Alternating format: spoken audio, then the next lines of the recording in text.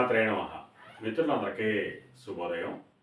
ఈరోజు శ్రీ క్రోధినామ సంవత్సర జ్యేష్ఠ శుద్ధ పౌర్ణమి శనివారం. ఈరోజు పౌర్ణమి ఉదయం 6:29 వరకు ఉంది. తదుపరి పాడ్యమి. ఈరోజు మూలా నక్షత్రం. ఈరోజు జూన్ 22, 2024 తేదీ శనివారం. ఈరోజు ఉదయం తెల్లవారుజామున 4:8 దాకా అయితే 5:43 వరకు ఉంది. దుర్ముహూర్తం ఉదయం 7:14 వరకు కూడా దుర్ముహూర్తం ఇవ్వడం జరిగింది. వజ్రం సాయంత్రం 5 గంటలకు అయితే 6:37 వరకు కూడా వజ్రం ఇవ్వడం జరిగింది. ఈరోజు పంచాంగరీత్యా ఈ రకమైనటువంటి ఫలితాలు వచ్చేస్తున్నాయి.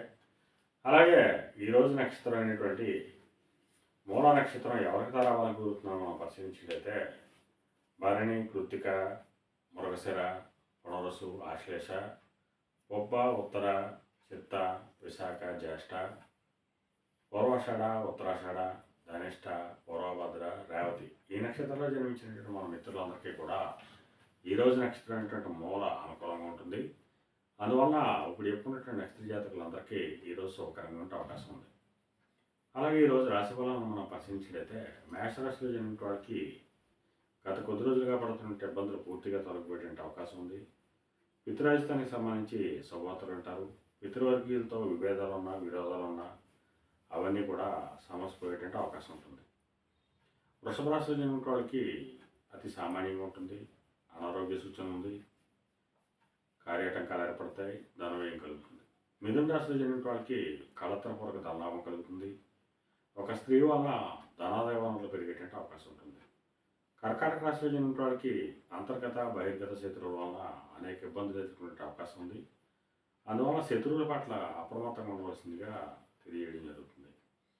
సింహరాశిలో జన్మించిన వాళ్ళకి సంతానానికి సంబంధించి శుభవార్తలు వింటారు.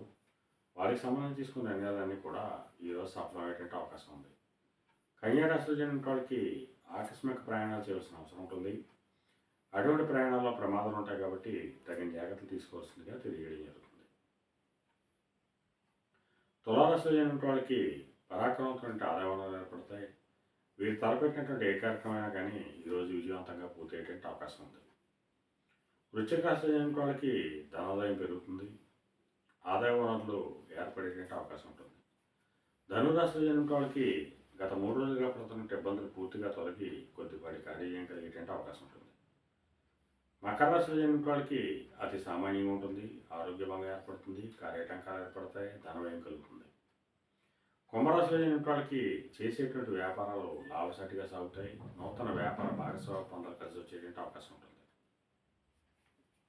మేన రాశిలో జన్మించిన వాళ్ళకి నిరుద్యోగులకు ఉద్యోగ అవకాశాలు పెరుగుతాయి. ఉద్యోగస్తులకు ప్రమోషన్ కానీ ఇంక్రిమెంట్లు కానీ పెరిగేటువంటి అవకాశం ఉంటుంది.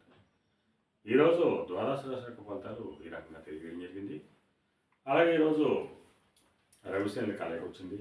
ఈ రెండింటి కలయిక ఎప్పుడు వచ్చినప్పటికీ కూడా రాజకీయ రంగంలో ఉండేవాళ్ళు కానీ, సమాజంలో ఉన్నత వర్గాల్లో ఉండేవాళ్ళు కానీ, ఉన్నత కుటుంబాల్లో ఉండేవాళ్ళు కానీ ఈరోజు కొన్ని వ్యతిరేకమైనటువంటి సంఘటనలు కలిగేటువంటి అవకాశం ఉంది.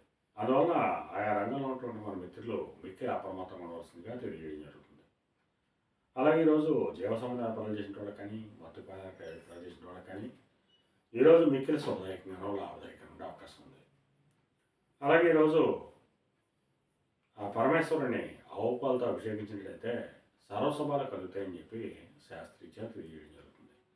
ఈరోజు అదృష్ట సంఖ్యలుగా 5, 6, 8 తెలియజేయడం జరుగుతుంది. ఈ అదృష్ట సంఖ్యలుగా అంటే మన మిత్రులందరికీ కూడా ఈరోజు అంతా శుభకరంగా ఉండే అవకాశం ఉంది.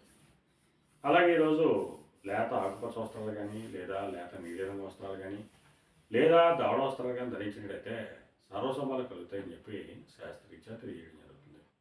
అలాగే మళ్ళా రేపు శుభోదయ కార్యక్రమంలో కలుసుకున్నాం. అంతవరకు మన మిత్రులందరికీ మరొకసారి శుభోదయం. ఇట్లో మీ పెద్దబాబు సిద్ధాంతి, మొదల మామిడి.